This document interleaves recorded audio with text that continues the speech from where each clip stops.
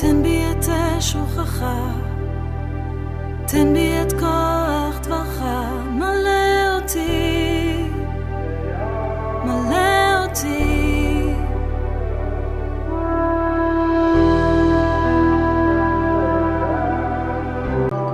תן בי את שוכך, תן בי את כוח דברך.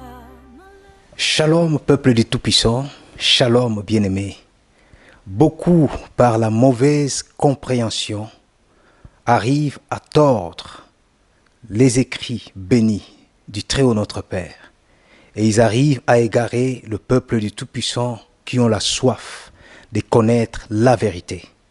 Or, la parole nous dit, vous connaîtrez la vérité et la vérité vous affranchira. Il n'y a que la sainte vérité de notre Père qui nous affranchit de toute fausseté, de toute séduction de l'ennemi. Aujourd'hui, dans notre étude, telle que nous vous l'avons dit, nous traiterons des passages qui semblent être difficiles, qui est souvent mal interprétés et qui égarent beaucoup de nos frères et sœurs. Aujourd'hui, dans notre étude biblique, nous allons traiter le passage du livre des Colossiens, chapitre 2, le verset 16 au verset 17. Ensemble, nous allons voir si Paul, l'envoyé, le messager ou l'apôtre du Messie Yeshua, enseignait l'abolition de la Torah de notre Père, ou il changeait les lois de notre Père à cause du sacrifice du Messie Yeshua. Nous traitons aujourd'hui, je le répète, le passage du livre des Colossiens, chapitre 2, le verset 16 au verset 17. Bienvenue dans notre salle d'étude. Suivez. Shalom. Dans notre étude d'aujourd'hui, nous allons étudier ensemble par la grâce du Tout-Puissant ces deux versets qui troublent beaucoup de croyants, ces deux versets qui sont souvent mal interprétés et qui permettent à ceux qui ne comprennent pas bien d'annuler une partie de la parole du Tout-Puissant et d'en faire toute une doctrine. C'est le passage de Colossiens chapitre 2, le verset 16 au verset 17, que nous allons étudier par la grâce. Le verset 16 nous dit que personne donc ne vous juge au sujet du manger ou du boire ou au sujet d'une fête, d'une nouvelle lune ou des sabbats. C'est la version Louis II. Nous allons prendre plusieurs versets pour comparer.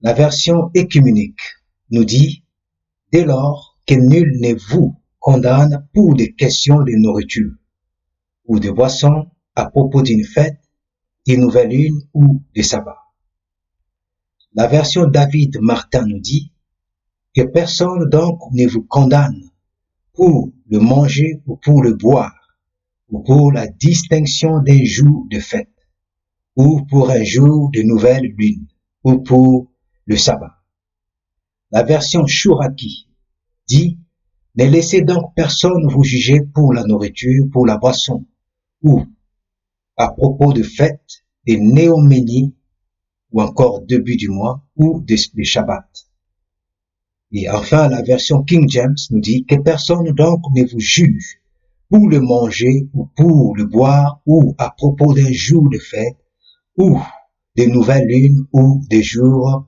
de sabbat. » Quand on regarde ces passages sans discerner, on peut se dire, personne ne peut nous juger par rapport à tout ce qu'on peut manger. C'est-à-dire, on peut manger des viandes sacrifiées aux idoles. Personne ne peut nous juger. On peut manger tout ce qui est impur. Personne ne peut nous juger. On peut manger en excès. Personne ne peut nous juger non plus. Et on peut boire l'alcool en excès, devenir ivrogne. Personne ne peut nous juger. C'est-à-dire, si on veut prendre selon sa propre compréhension, on peut tordre facilement ces passage. Et nous allons voir ces 2 versets, chercher par la grâce à ramener dans les bons contextes pour mieux comprendre. Nous avons la dernière version Osterwald qui dit que personne donc ne vous condamne au sujet du manger ou du boire ou au sujet d'un jour de fête ou de nouvelle lune ou de sabbat. Maintenant, il faut d'abord comprendre, quand l'apôtre Paul dit que personne ne vous juge, quel problème qui existait dans ce chapitre de Colossiens chapitre 2. Il y avait des personnes qui enseignaient ce qu'il ne fallait pas enseigner. Des personnes qui ne se basaient pas simplement dans la vraie doctrine. Ici, il ne s'agit pas de la condamnation, de la manière de manger, pur ou impur, loin de là.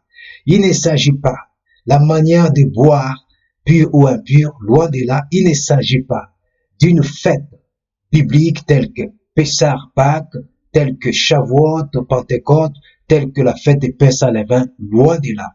Il ne s'agit pas non plus d'une nouvelle lune ou encore le début du mois, pas du tout. Il ne s'agit pas non plus d'un Shabbat, mais par contre, il s'agit des individus, des personnes qui enseignaient, qui condamnaient les croyants de Colosse par rapport à ce que le croyant faisait. Parce que les croyants de Colosse pratiquaient le fête biblique, des Shabbats, des nouvelles lunes, et là, ils mangeaient et ils buvaient pour la gloire du Tout-Puissant.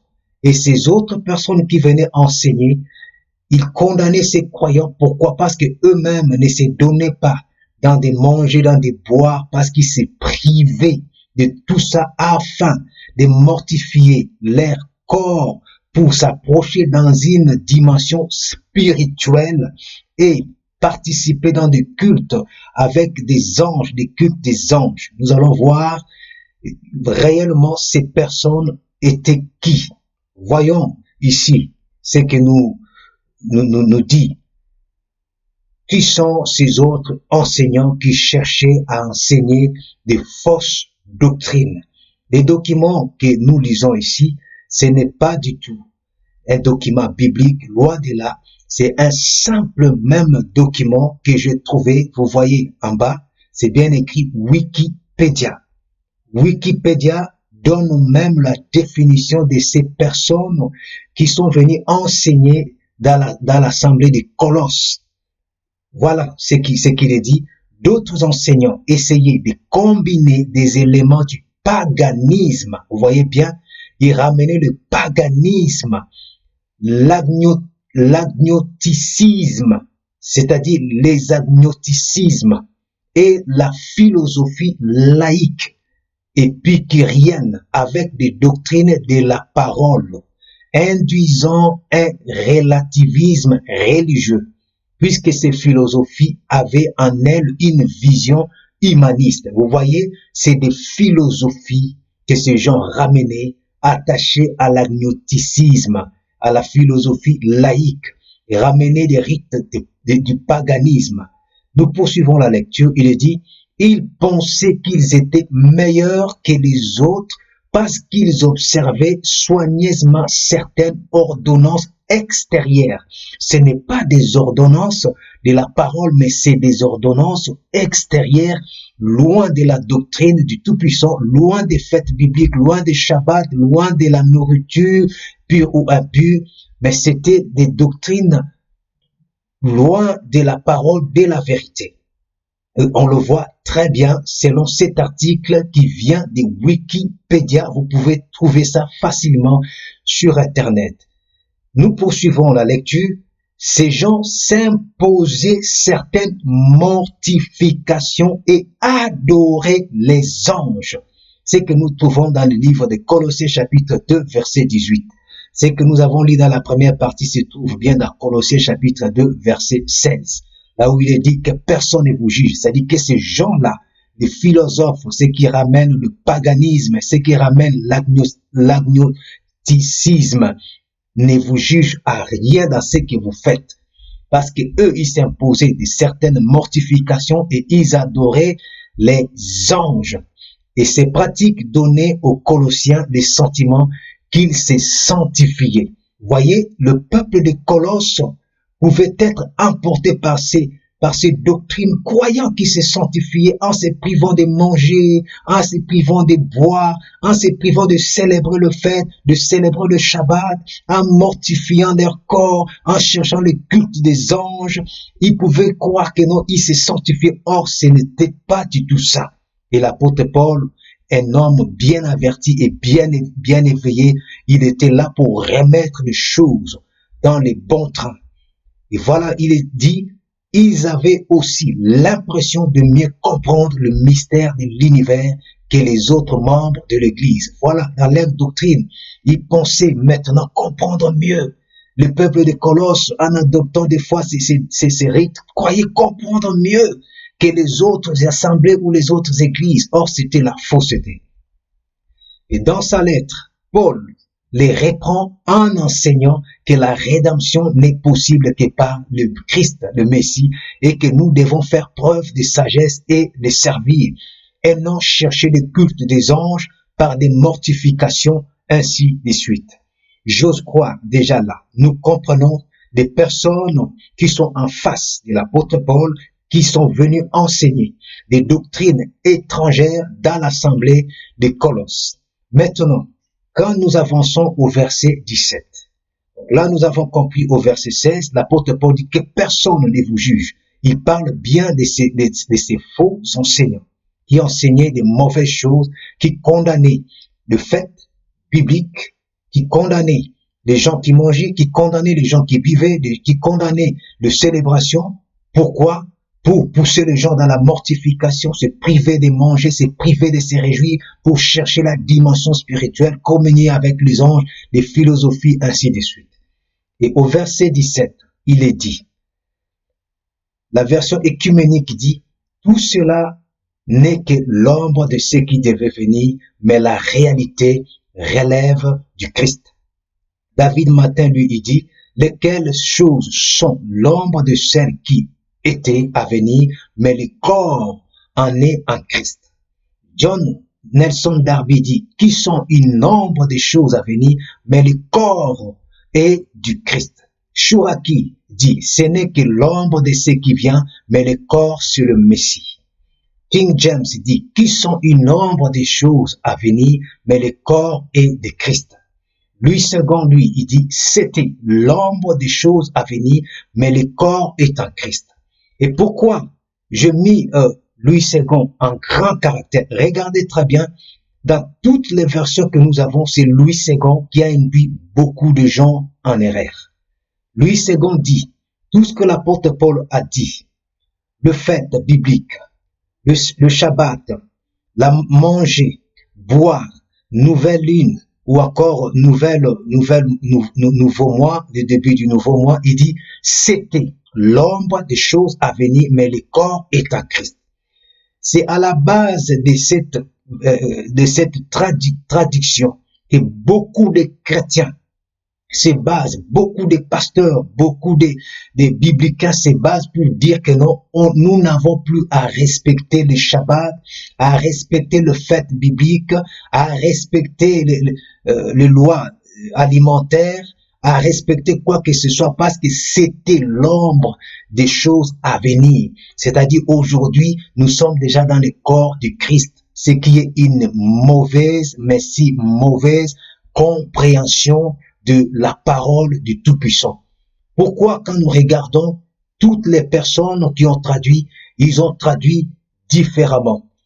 Il y a ceux qui ont dit, celle n'est que l'ombre. C'est-à-dire, c'est l'ombre. Lesquelles choses sont l'ombre au temps présent, qui sont une ombre au temps présent. Ce n'est que l'ombre qui sont une ombre toujours au temps présent. C'est-à-dire, jusque-là, c'est encore l'ombre.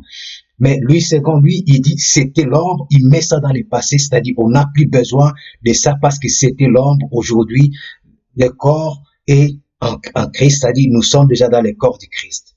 Or, en réalité, la phrase qui est rajoutée, même vers la fin, que c'était l'ombre des choses à venir, mais le corps est en Christ. Vous voyez, dans Louis II, j'ai souligné le verbe être. dans la version grecque, dans les Strong grec, le verbe être n'existe pas. C'est-à-dire, dans la réalité, le verset vers la version Strong que je mets en bas doit être traduit comme si. Qui est l'ombre des imminents, le cependant corps, le Christ. Vous voyez, là, ça s'est traduit par rapport au Strong grec, sans rajouter, sans retrancher. C'est vrai que ça semble un peu bizarre, mais on comprend bien la pensée. C'est-à-dire, toutes ces fêtes, Shabbat, nouvelle lune, le fait, manger ou boire, célébration, c'est l'ombre des imminents, l'ombre des imminents, l'ombre des choses à venir, le cependant corps, le Christ. En fait, il veut dire que non, ces gens-là ne peuvent pas vous juger.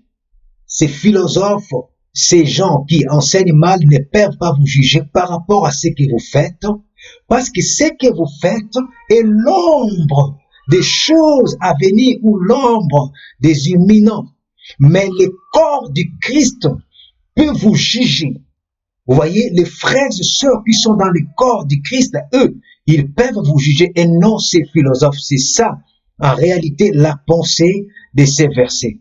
Et nous avançons. Voilà, quand nous retournons, nous voyons réellement ces personnes qui jugeaient ici, qui condamnaient le fait, qui condamnaient le nouveau mois, qui condamnaient le Shabbat, ainsi de suite. C'est comme si aujourd'hui on peut nous dire, bon, s'il ne faut plus célébrer le fête biblique, puisque c'était l'ombre, selon Louis II, donc la fête de Pâques ne sert plus à rien, la fête de Pentecôte ne sert plus à rien, puisque c'était l'ombre, donc on rejette ça. Le monde chrétien rejettera la Pâques, et le monde chrétien rejettera la fête de Pentecôte. Or, ce n'était pas ça la bonne interprétation. Et la raison pour laquelle beaucoup ont rejeté toutes les convocations, le fait biblique, parce que ça a été mal interprété, mal traduit. Regardez, je nous mets l'étude sur le Strong. Regardez attentivement, prenez le temps, quand vous allez suivre même la vidéo, mettez même pause. Regardez bien la première rangée du haut, en descendant, la première rangée, et la deuxième rangée, voilà, c'est là le verset 16. Il dit, n'est pas donc un quelqu'un vous juge en manger et en boire ou en part faite ou néoménie, c'est-à-dire nouveau mois, ou sabbat. Vous voyez que personne ne vous juge par rapport à tout ça. Et quand on descend, première rangée, deuxième, troisième, quatrième, cinquième, sixième, septième, huitième, c'est le verset 17. Le verset 17, il dit, qui est ombre des imminents? Qui est ombre des imminents? Les cependant corps, les Christ. Vous voyez? Dans le Strong, il n'y a pas ce que nous avons vu tout à l'heure, mais le corps est en Christ ou la réalité est dans le corps du Christ. Ça n'existe pas en grec. En grec, c'est juste l'apôtre Paul, il dit tout ce qui est cité, boire, manger, fête, néoménie, Shabbat, tout ça c'est ombre des imminents. Or, ombre des imminents, nous savons bien ce qui est imminent, c'est qui s'apprête à venir ou à se réaliser. Et il dit, le cependant corps, le Christ, c'est-à-dire c'est seulement le corps du Christ qui peut vous juger par rapport à ce que vous êtes en train de faire. Et Louis II a mal traduit et ça induit beaucoup de gens en erreur et beaucoup sont en train d'interpréter mal ces deux versets. Et par rapport à ces deux versets, voilà, toutes les convocations pain sans levain, toutes les convocations Shabbat ou Sabbat, tout est mis en doute parce que les gens n'ont pas bien compris, ça a été mal expliqué. Donc j'ai pu souligner, voilà le Strong. Nous allons voir un peu par rapport à l'explication. Alors si tout ce que nous avons cité ci haut sont des ombres, des imminents, nous allons voir dans notre étude, voilà la version qu'on peut prendre en prenant les Strong en grec, qui est ombre des imminents, les cependant corps, le Christ. C'est-à-dire, tout ce qui est cité est ombre. Nous savons bien qu'est-ce qu'un ombre. En grec, quand nous regardons les strong du mot qui est traduit ombre, c'est phonétiquement c'est skia. Skia, par définition, c'est ombre. C'est ombre causée par l'interception, de la lumière. L'ombre, ce qu'il y a, c'est aussi une image jetée par un objet. Ce qu'il y a, c'est aussi représenter la forme de cet objet, un croquis, un aperçu, une excuse, c'est-à-dire ce que nous faisons aujourd'hui. C'est un aperçu de ce qui s'apprête à se réaliser. Le Shabbat que nous faisons, le fait que nous célébrons, c'est l'ombre, c'est l'aperçu de ce qui est imminent, de ce qui s'apprête à se réaliser. Nous allons voir, je vais prendre quelques exemples de convocations solennelles de fêtes qui sont l'ombre jusqu'aujourd'hui, qui n'étaient pas, mais qui sont ombre, nous les pratiquons étant que ombre, et qui se réalisera bientôt. Nous allons voir même dans les Saintes Écritures. Et quand on prend ombre des imminents, les mots imminents, les mots grecs et imminents, ce qui est mal traduit dans nos versions ici, nos versions nous disent c'était l'ombre qui devait venir. Vous voyez, c'est conjugué encore dans le temps passé, qui devait venir. Or ici, les mots grecs, c'est simplement ombre des imminents. Et quand on regarde le strong du mot imminent, phonétiquement mélo, on voit l'origine de ces mots mélo, une forme renforcée. Vous voyez, du strong 3199. Donc, c'est-à-dire à travers l'idée d'attente, quelque chose qui ne s'est pas encore réalisé, qu'on attend. C'est-à-dire, on attend la réalisation parfaite de toutes ces fêtes, de tout ce qui est cité dans le verset 16. Et définition des imminents, des mélos, c'est imminé. Être imminent, c'est qui va arriver, être sur le point de faire ou de subir quelque chose. C'est-à-dire, c'est quelque chose qui ne s'est pas encore réalisé, mais qui s'apprête à réaliser. Voilà maintenant quelques exemples. Quand on cite, le verset 16 nous dit que personne ne vous juge à ce qui concerne à manger et à boire. On nous cite des néoménies, qui est plus connu par nouvelle lune. En réalité, c'est le début du mois. Regardez. Pourquoi le début du mois est l'ombre? Quand nous le célébrons, la fête du début du mois aujourd'hui, quand nous le célébrons, ça reste encore l'ombre. Pourquoi? Parce qu'il y a l'imminent, ce qui s'apprête à se réaliser. Et quand? C'est quand le Messie viendra. Isaïe 66, verset 23 nous le dit très bien. Regardez bien. Et il arrivera que depuis une nouvelle lune, c'est-à-dire depuis une néoménie ou début du mois, jusqu'à l'autre, et d'un Shabbat à l'autre, toute chair viendra se prosterner devant ma face, a dit Yahvé. Cette promesse se réalisera quand? C'est quand le Messie régnera sur la terre. On voit bien que quand le Messie régnera sur la terre, il y aura ce qui est connu plus par les nouvelles lunes ou encore le début du mois. On voit bien que quand le Messie régnera sur la terre, le Shabbat existera encore. Et c'est là qui prouve que non, ce que nous faisons aujourd'hui, c'est l'ombre des imminents. Vous voyez, le Shabbat, quant à lui-même, le Shabbat, c'est l'ombre, le Shabbat que nous faisons aujourd'hui hebdomadaire, du vendredi soir au samedi soir, c'est l'ombre du Shabbat à venir. Nous le voyons même dans Isaïe 66, 23. C'est l'ombre. Mais il y a encore le Shabbat de Hébreux chapitre 4 qui est mal interprété aussi. Hébreux chapitre 4, à partir du verset 4, nous dit « Car l'Écriture a parlé ainsi quelque part du 7e jour. Elohim se reposa le 7e jour de tous ses ouvrages. » Le verset 8 nous dit « Car si Josué les a introduits dans le repos, Elohim ne parlerait pas après cela d'un autre jour. Il reste donc au peuple d'Elohim un repos de Shabbat. » Ces repos de Shabbat, je lis d'abord le verset 10, dit « Car celui qui est entré dans son repos, se repose aussi de ses œuvres, comme Elohim des siens. C'est-à-dire, il reste au peuple d'Elohim un repos de Shabbat. Beaucoup de gens interprètent en disant, voilà Yeshua ou Jésus-Christ, notre Shabbat. En rentrant à Yeshua, nous sommes entrés déjà dans le Shabbat. On n'a plus à célébrer le Shabbat. Voilà la confusion et le mélange des interprétations.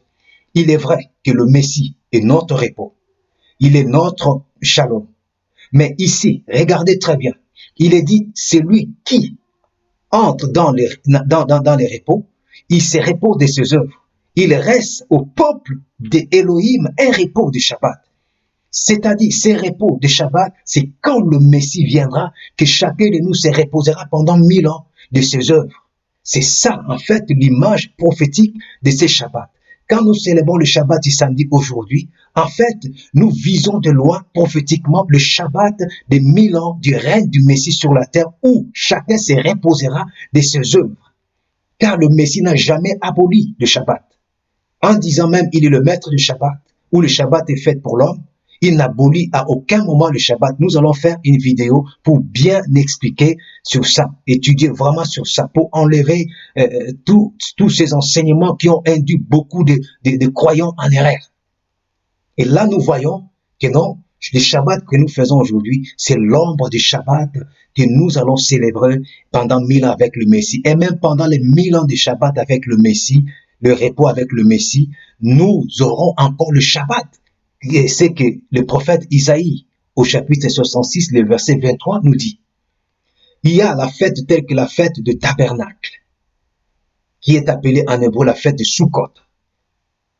Zacharie chapitre 14, verset 16 nous dit, et il arrivera que tous ceux qui seront restés de toutes les nations venues contre Jérusalem monteront en foule chaque année pour se prosterner devant le roi Yahvé des armées et pour célébrer la fête des tabernacles. Ici, on voit bien pendant le 1000 ans, la fête des tabernacles ou Sukkot sera présente. Et on comprend que non, cette fête que nous célébrons aujourd'hui, des Sukkot ou des tabernacles pendant 7 jours, en réalité, c'est l'ombre des imminents, c'est l'ombre de la fête de Sukkot que nous célébrerons pendant le règne de 1000 ans de Yeshua, quand il sera là, et c'est bien écrit, Zacharie, chapitre 14, verset 16. Nous avons le repas du Messie, le repas de la Pâque. C'est que beaucoup ont mal interprété avec la Sainte Seine de dimanche. Nous ferons aussi une étude sur ça. Le repas du Messie, le repas de la Pâque que nous mangeons en mémoire du Messie. Mais regardez, ces repas nous les mangeons aujourd'hui. Quand nous sommes assis, nous prenons le corps du Messie, nous prenons la coupe en mémoire du Messie. Mais regardez, c'est l'ombre. Quand le Messie dit faites ceci en mémoire de moi, c'est encore l'ombre ce que nous faisons. Tous les chrétiens qui sont contre c'est que par exemple, pas tous les chrétiens, pardon, excusez-moi, ceux qui sont contre, c'est que nous enseignons le retour à la racine de notre foi, le retour à la Torah, qui sont contre le fait de Yahvé notre Père, mais ils célèbrent quand même la Pâque. Laissez-moi nous dire, la Pâque que vous célébrez, si réellement c'est la Pâque, en mémoire de Yeshua, que vous mangez le pain sans levain, que vous buvez la coupe. Laissez-moi nous dire, le Messie a dit dans Matthieu 26, 29, « Or je vous dis que depuis cette heure, je ne boirai point de ces fruits de vigne jusqu'au jour que je le boirai nouveau avec vous dans le royaume de mon Père. » C'est-à-dire, ce que nous buvons aujourd'hui en mémoire du Messie, c'est l'ombre de ce que nous allons boire dans le royaume de son Père. C'est-à-dire, c'est encore l'ombre des imminents, l'ombre de ce qui va venir. Qui est ombre des imminents, le cependant corps, le Christ. Le cependant corps, le Christ. Et au verset 8, vous voyez dans le livre des Colossiens, l'apôtre Paul dit bien, prenez garde que personne ne vous gagne par la philosophie et par des vains raisonnements conformes à la tradition des hommes. Ces gens prêchaient la tradition des hommes et aux éléments du monde, comme Wikipédia l'a bien défini, et non point à la doctrine du Messie. Ils n'enseignaient pas la doctrine du Messie. Au verset 18, il dit que personne ne vous maîtrise à son plaisir par l'humilité d'esprit et par le service des anges. Vous voyez bien, ils étaient dans le service des anges, s'ingérant dans des choses qu'il n'a point vues, étant témérairement enflés du sens de sa chair. Le verset 22, Paul l'envoyé, le messager de Yeshua dit, qui sont toutes choses périssables par l'usage et établies suivant les commandements et les doctrines des hommes. Et ce que ces gens voulaient enseigner, c'était les doctrines des hommes. Et c'est ce que beaucoup de nous prêchent et enseignent aujourd'hui en annihilant la parole du Tout-Puissant par la mauvaise compréhension et la mauvaise interprétation de l'Écriture. Nous enseignons les commandements et les doctrines des hommes en annihilant la parole du Tout-Puissant, les traditions des hommes, telles que le pharisien et les scribes le faisaient beaucoup aujourd'hui dans nos églises, nous le faisons pareil. Voilà pourquoi nous sommes dans la joie de mettre en place ces études pour que le peuple du Tout-Puissant puisse prendre le temps d'examiner par eux-mêmes les Saintes Écritures et poser des questions à vos pasteurs, respectueusement s'il vous plaît. Posez des questions comme l'apôtre Paul recevait dignement les questions des disciples de Bérée. Rien n'est aboli dans la parole du Tout-Puissant. Colossiens chapitre 2, verset 16 au verset 17 ne dit pas que non, tout ce qui est dans la Torah était l'ombre des choses à venir, c'est faux. Il dit bien le fait. Le Shabbat que nous célébrons, le fête biblique, le fête des nouveaux mois, manger et boire, c'est l'ombre des imminents, c'est-à-dire l'ombre de ce que nous attendons. J'ose croire que vous avez été bénis et que le souffle sacré Ruach HaKodesh, l'Esprit Saint, vous a aidé à comprendre. Shalom, soyez bénis. Nous espérons être clairs dans notre étude et que les zones d'ombre sont bien expliquées pour ramener la compréhension de ces passages. Si cela est ainsi, n'hésitez surtout pas de partager afin de participer à l'évangélisation de la bonne nouvelle du royaume des cieux. Et encore une fois, vos questions, vos difficultés, de la compréhension par rapport aux Saintes Écritures, écrivez-les-nous dans notre adresse mail et nous traiterons tous ces sujets en faisant des vidéos, car notre but est de chercher à vous éclairer par la grâce du Tout-Puissant. Car ce n'est ni parce que nous sommes plus forts, ni parce que nous avons plus de connaissances, mais nous voulons partager cette grâce que le Père nous a fait aussi. Car chacun de nous a reçu une partie de la grâce de la part du Tout-Puissant et nous connaissons tous en partie. Que le Tout-Puissant vous bénisse et je nous dis à la prochaine au nom de Yeshua. Shalom. תן בי את שוכחה, תן בי את